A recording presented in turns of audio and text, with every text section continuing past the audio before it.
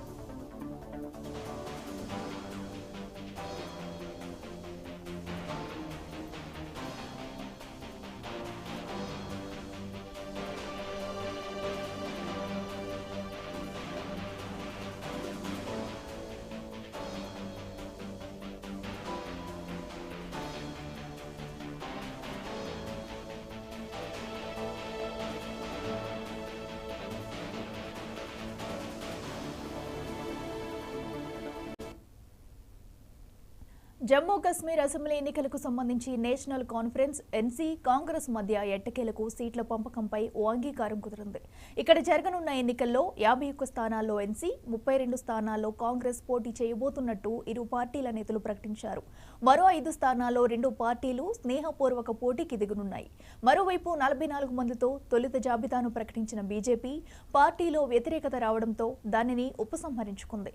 16 మందితో మళ్లీ జాబితాను విడుదల చేసింది.